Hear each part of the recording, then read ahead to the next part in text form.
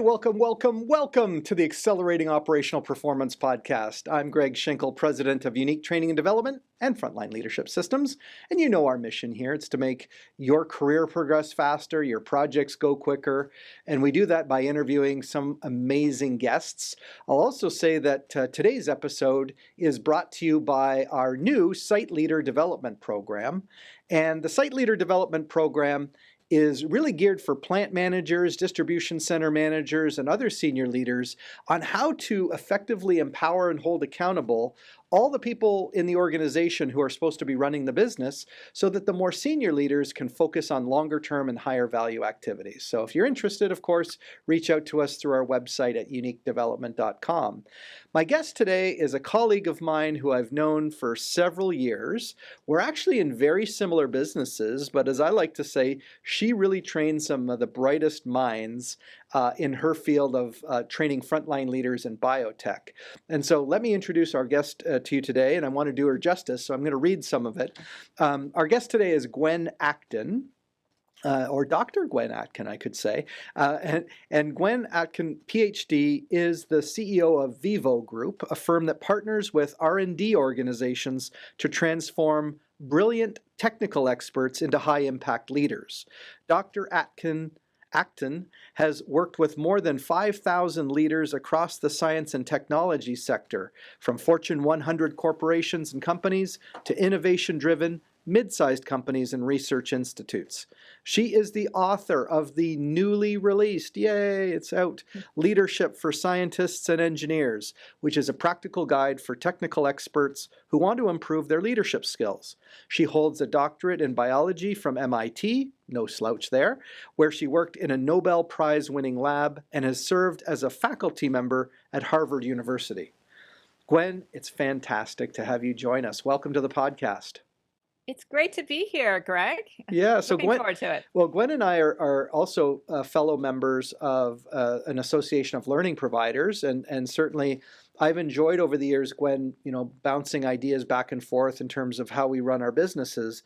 And Gwen, you and I are both in the business of basically taking people who were doing quite well as individual contributors, and then whether they volunteered or were voluntold, they ended up in this leadership role, and our jobs are really to help them with that.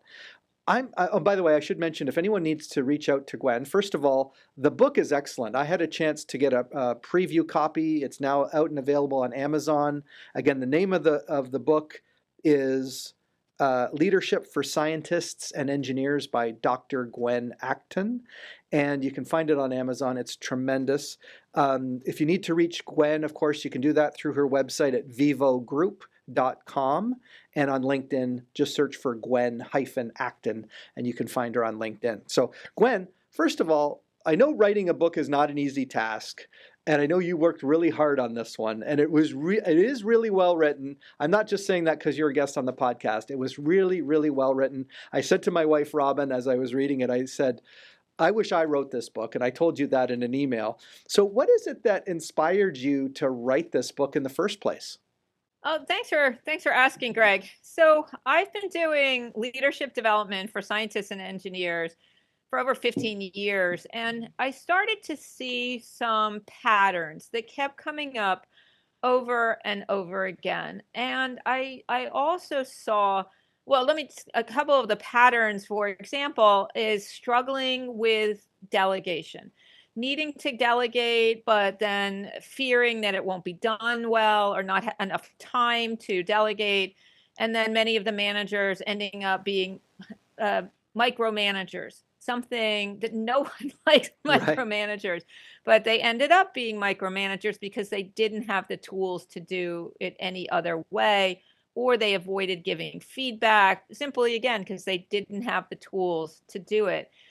And so I saw these patterns, and meanwhile, I was doing these leadership workshops and really saw how the showing new managers, any manager, techniques and tools can really improve their ability to do a good job. Right. And I really believe that most managers want to do a good job. It's more fun, it's more satisfying, you get more done. But they were struggling because nobody had ever given them those tools. And so the book is an attempt to put that wisdom into a form that can spread the word and really help people to become better leaders Yeah. throughout the world. Yeah, I think your audience even more so is wants excellence, wants to achieve good things, and so they get into this role that they really aren't prepared for. They're kind of maybe ambitious in their career path, and so they see this as one of the ways to grow in their career. But I could also see that there can be, well, they probably soon recognize. Actually, I would also, and you put this in your book, I also think some of them avoid taking leadership roles because they've seen other leaders in those roles struggling with it. And I'm just curious, why is this important for this effective frontline leadership in sort of a science and technology organization? What benefit do you see it bringing? So I think I like the phrase you used earlier, voluntold. Many scientists and engineers end up in their first leadership or management position without having ever asked for it. In fact, I start out my book. Suppose you wake up and all of a sudden you're a leader, and how do you now do that well? And you're right. I think most of them want to do a good job. I think the hesitancy is also because most scientists and engineers got into science or engineering because they like the science or the technical aspects, and not they weren't really driven by most of them weren't really driven by the people aspects. They wanted really to accomplish, they wanted to solve problems, they wanted to be practicing that science or technology, and then they get promoted into these leadership roles, and it requires a really different set of skills. And I know you know that because that's what you work with frontline leaders as well. And many of the skills are just not innate. We're Yeah. not born with the ability to provide feedback, Right. for Right. example, right? Yeah. Providing feedback is really hard. We're not, many of us are not particularly good at delegation. In fact, the whole schooling system really pushes us into doing things on our own. You think about in schools how much, I mean, collaboration maybe, but that idea of delegation is not something we foster much in school, in the schooling system. Right. And then you get into these leadership positions, and all of a sudden there's this new thing about delegation that you've never done before. It's essential for the role. And in fact, why you got into the position is because you were really good as an At doing the individual work. contributor, right? Yeah. And so the idea of delegation, well, but I'm really good at it. Yeah. So, and I'm going to delegate it to other people, and maybe they're not going to do it well. And by the way, I don't have enough time to train them. And all of a sudden you have a lot of resistance to this incredibly essential piece of it. So Right. I think that, and in terms of the importance of frontline leaders, and I think, obviously you see this as well, is that a majority of the employees in any organization are actually reporting to those frontline leaders, right? Right. And so though the frontline leaders are actually working with the majority of the employees. And in fact, there's extensive research saying that 70% of an employee's reaction to a company or engagement with a company has to do with that manager reaction. So Right. tremendous impact on the success of that organization simply through those frontline leaders. Right. So new skills, ones they haven't learned, and huge impact that I think is easy to overlook, but is incredibly important to do well. And if, by the way, if you set up your frontline leaders to do a good job, then they're gonna be able to provide more as they rise through the organization as well. That's a So good point, those actually. are all the reasons I think. Yeah. Do you agree, Greg? I mean, Well, you work with a lot of frontline leaders as well. What do you think is well, their importance? I agree. No, I definitely agree, Gwen. The one thing I was going to say is that in a technical organization, because those sort of what you might call the softer skills of delegation and leadership and culture building and so forth might be almost dismissed by someone whose focus has been on a technical aspect of breakthroughs or innovation. And yet you could probably argue that the ability of that team of researchers to deliver on whatever they're trying to prove or bring to market is really going to be impacted quite a bit by whoever's leading that group. And a friend of, or someone I know who's currently doing her PhD is really struggling with the person who's running the lab and the experiment where the funding is based. And she says, I don't think that the person leading our group even has a clue that some of his behaviors are actually holding us back from actually achieving some of the objectives in the research. I don't know whether you've seen that too, where the leader, actually impacts the level of technical work and its ability to make progress. Absolutely. Great point, Greg. And by the way, tell her to buy my book and to give it to her, give it to her principal investigator, because that's why I wrote this book. What she needs, Gwen, is probably to get a copy on her boss's desk. That's what I mean. Yeah, exactly. Get it on his desk. Anonymous. You should read this that's anonymous. True. Yes, anonymously. Right. Absolutely. Yeah, because one of the characteristics of leaders who haven't been trained is they don't receive feedback well, right? They get very defensive and they don't know how to learn from that. But absolutely, yes, that is definitely the case, that there are many blind spots. I think that is incredibly important for leadership, is having the leadership mindset, having the right frameworks, being able to see. Like one of the things I do in the book, as well as in the training we do, is really try and help leaders to understand the very common ways that they are doing a worse job than they think they are. Yeah. So one of the classics is what I see in many science and technology organizations is a scientist or engineer, somebody brings, one of their reports brings them an idea, and they say, that's not a good idea. And they think they're being really honest, which they are. They're being honest. What they don't realize is how the report hears it. Yeah. It's one thing to hear that's a bad idea from your peer. Yeah. And it's one thing if it's your peer and you're talking about a technical idea. Right. It's a completely different idea when you're in an organization and your boss says that to you. Right. Many leaders are blind to how much impact they have on those below them. For example, one of the exercises we do in my leadership workshop is I'm like, how are all the ways that your boss impacts you? And they're like, well, my salary, what I'm working on, my promotion, my visibility in the organization, all of those pieces that your boss influences. And so one of the ways I frame it is your boss has more power than you, or if you're a boss, you have more power over your reports. And I like to tag on to that, like it or not, because most of the folks I work with are not, they are not political. They are not looking for, I don't want to be political or have that power, but you do. And you need to really recognize that difference, because if you're blind to it, it's much easier for us to recognize power over us than our power over others. And if you don't recognize it, you make mistakes like, oh, I want to just be friends with everybody. Yeah. And it's like, well, that's a really nice intention. Right.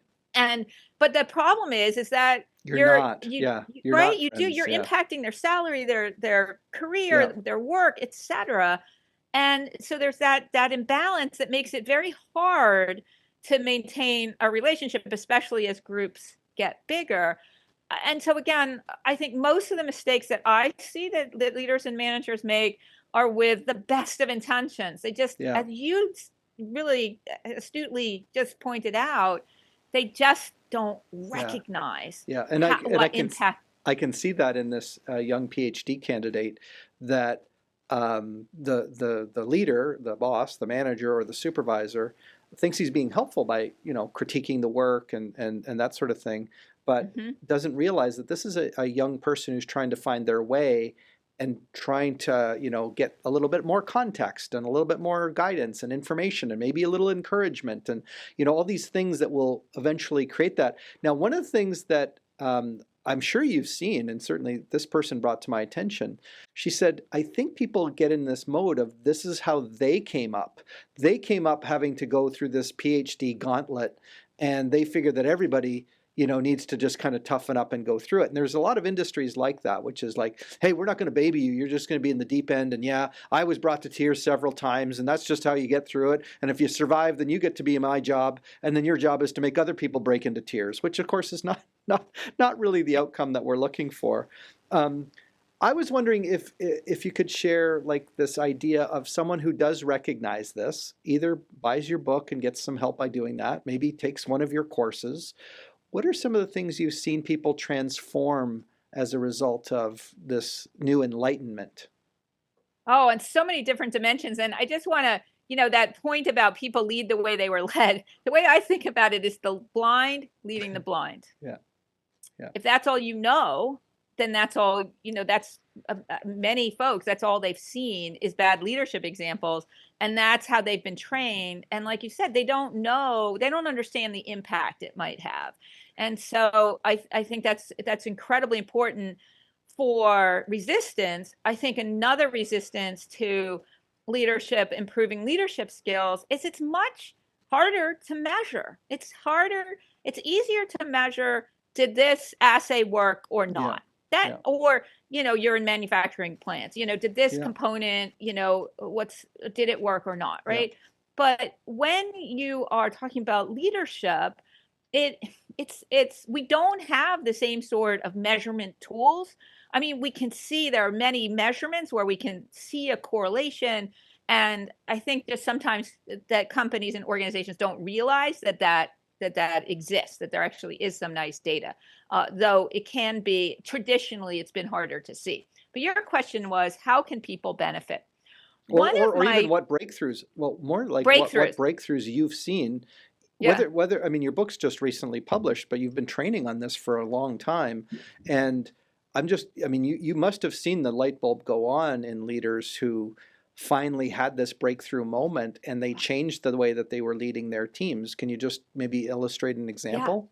I love that breakthrough moment. To me, that is one of the reasons I do this, is to change a trajectory forever, right? To have folks recognize something. A couple examples are, one of my philosophies, as I said, is to really assume that people have good intentions. And in many programs, I'll have people go, oh, they have good intentions. Or in providing feedback, not to get confused by our brains automatically start to add all this interpretation to what people do, but really to get back to what's the data, what did I actually observe that person do, and how important that is for giving clean feedback. Or another story I love from one of the workshops was somebody who came in, and she was spending literally 2 hours a day on she interfaced with doctors who would call in for information, and she had her team, and she would reach out to her team to see who could answer the question. And in the course of the workshop, we talked about setting up processes, right? To think about, how are you organizing your work? And she was able to use that to, instead of reaching out when the doctor reached in and tried to find one of the folks in her group to answer it, she instead had a sign-up sheet, and each person in her group could claim a morning or an afternoon that week. There were 10 people in her group. And guess what? All of a sudden, she saved 2 hours a day. Not having to reach out to people. And her group was much happier with the system as well, because they knew when they were going to be on call. And so they would set aside that time, and they knew the rest of the week they weren't going to be interrupted. And if you can imagine how many emails were saved there, how many back and forths were saved there.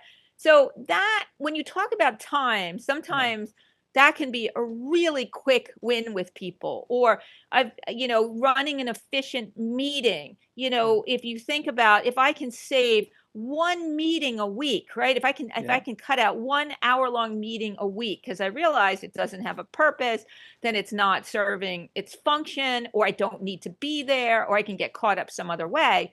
You're talking 50 hours a year. Yeah. And that's just if it's 1 hour a week that you can save. And so those kind of breakthroughs, I mean, I could go on because that is the purpose of this. And what I find remarkable is, especially because I'm working with scientists and engineers, that if they they have this capability, that if they see something, in science and technology and engineering, we are often confronted with the data that says our preconceived notions were wrong. We are often like, oh, I did this and I thought it was going to work this way, and then it didn't. And we are incredibly adept at being able to go, oh, the data says that's wrong, so I'm gonna adjust based on that data. And that's what I think is such a high return on investment for science and technology companies, is that if you can take these are very highly paid, very highly invested, very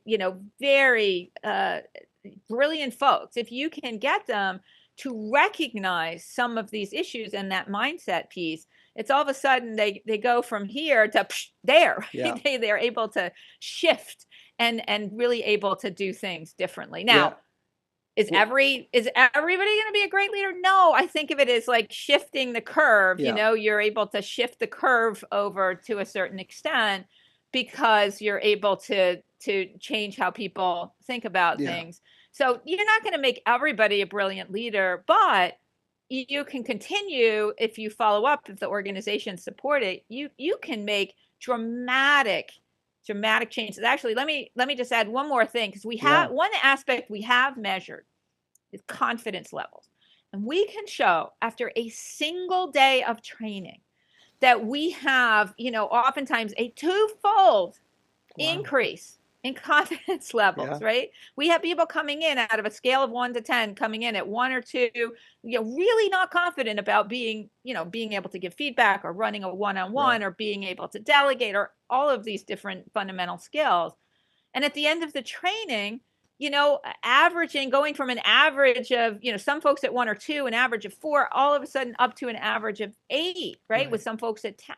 So you can show a dramatic increase after just one single day of training. And I think that is phenomenal. That is phenomenal, especially for people who are data driven. And again, we're talking with Gwen Acton, Dr. Gwen Acton, who is the author of the new book recently released called Leadership for Scientists and Engineers. And I know, Gwen, that some of the work you do is with early stage companies that are in that research phase and, either having plans to go public or be acquired, and really using a lot of the tools that you're talking about can really accelerate a lot of their breakthroughs in their projects, which could technically bring them to market quicker. And nothing's more important if you're an investor in the biotech industry than to see the things that you're investing in move along, and maybe the opposite of being impeded by weaker leadership. How much does leadership make a difference in bringing the product to market quicker, getting the breakthroughs done quicker?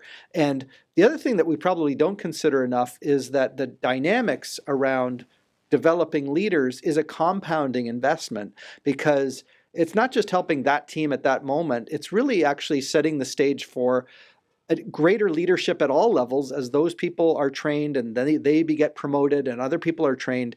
It's really this compounding effect. So it's not even one biotech project that might be trying to prove itself for market viability. It's really about setting the stage for a winning sort of method that you can just keep using because you've got more effective leadership than another biotech company which has a more traditional leadership style. Is that correct? Yeah, absolutely, Greg. And one of the symptoms, many of the companies I work with, and I do work with both smaller companies. I work with a lot of medium-sized companies that are 100 to 500 employees, and then also everything ranging from 1,000 to Fortune 100 companies, right? So all of those, they all face similar issues when you're talking about a scientist or an engineer who is trying to be a leader. So regardless of the organization, well, there's differences, but there's some fundamental things they all need to be able to do to be effective. Right. But that you raise an excellent point about, for example, timelines. So so many of the folks I work with are in R&D, and R&D often has missed timelines, and organizations, that to me is an example of a leadership issue. Right. Now, yes, of course, there can be some technical failures that cause the missing of the deadline. But more often than that, I see it as for example, lack of prioritization, right? So that what happens is like, like most scientists and engineers, we get really excited by like, oh, I want to do this, and I want to do that, and I want to do this, right? And so we all of a sudden have this big plate of all these different things we want to do. And I don't think we're unique. When I talk to people, friends who are not scientists and engineers, you hear a lot in our current organizations about people being like so busy during the day. They're like trying to catch up with work at night, right? So busy, right? Busy, and like putting out fires, like I got to do this, I got to do that, and I'm going to this meeting, right? Those are all symptoms of lack of prioritization within the organization, or lack of alignment within the organization, right? So senior leadership is thinking one thing, and then if it's R&D, things change, right? Something fails, whatever. So, and all of a sudden the priorities shift a little. And if that's not properly communicated throughout the organization, all of a sudden you have misaligned priorities. You have senior leadership thinking, A, B, and C are important, but that hasn't been communicating. So folks down here are working on D, E, and F, right? Yeah. Different set. And so missed deadlines are a great example, as you said, huge value, right? Yeah. If you're working on a pharmaceutical, every day it's available on the market is worth a quantifiably large amount of money, depending on what the drug happens to be. And so anything you can do to make that, as you said, to make that go faster is going to be helpful. And timing and meeting deadlines has a huge impact from leaders. You mentioned investors. What's really interesting is that when investors are investing in early stage companies, they think a lot about who's the leadership, right? Who's the leadership, and do they have experience?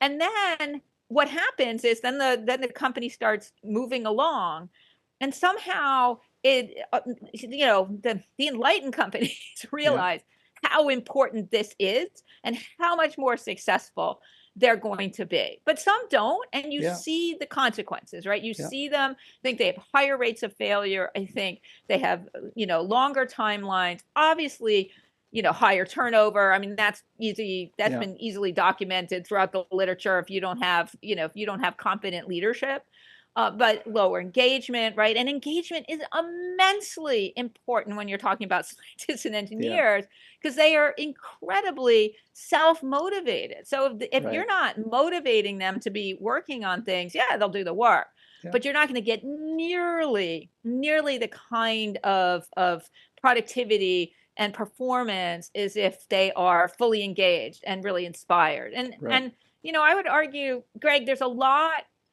You're reading in the news a lot right now about people feeling burned out, people feeling disengaged. And again, those are all signs, and burned out, right? Those are all signs of leadership issues, right? Because we get burnout, we get disengagement because we're not, we have too many priorities, right? We can't get anything done, or lack, I don't know why I'm doing what I'm doing, right? I don't know the purpose of what I'm doing. We are so driven by wanting to know how we're contributing. I mean, not just scientists and engineers. We all are. We like to feel like, we're contributing. So great point about how much value this is for the organizations. Huge returns on investment. I was just talking to, somebody who was, we were talking about the salary ranges. We were talking about his customers, right? And how much each deal was worth, and how his leaders were interacting with the customers. And, it's just like huge impact on the ability, because, in science and technology, so much of it is driven by the people aspect. So yes, excellent point. So one thing that listeners, when I and viewers, when I read through Gwen's book, and I provided again, you can buy it on Amazon.com. I reviewed it, and what I really liked about the structure of the book is that it went through just even the basic building blocks of, as Gwen mentioned, doing effective one-on-ones, running an effective meeting, how to deliver feedback, in such a way that it enables your team and is constructive in a way to make the team better over time. So really, even our own clients who are more in the operations and manufacturing sector, if you've got a division of your group that's more scientific R&D oriented, I would strongly refer you to Gwen for both the training but also to get a copy of this book. So if you have a frustrated leader in your family who's in the science and technology space, this book will help them immensely because it'll reduce their stress and increase their effectiveness. Gwen, as we get sort of towards the end of our time together, I'm just curious if there's maybe something that you'd want to leave with our audience that would really be helpful for them, or something we didn't talk about that you think would help them, besides, of course, buying a copy of your book or reaching out to you if they have any training needs. Yeah, thanks for asking. I think we've covered a lot of ground here, Greg, and yeah, just appreciate the opportunity to have this discussion. And I know that you are somebody who really understands the impact of all leaders in the organization, right? From top to bottom, they all have an impact. So it's a pleasure talking to somebody. And thank you for having read the book and your comments about the book. So yeah, I wouldn't say it. You'd hear crickets if I didn't like it. So I really did like it. And the other thing I guess I'd mention, and my dad used to share this with me because he started our training business before I took it over. And he said, you're going to pay for training no matter what.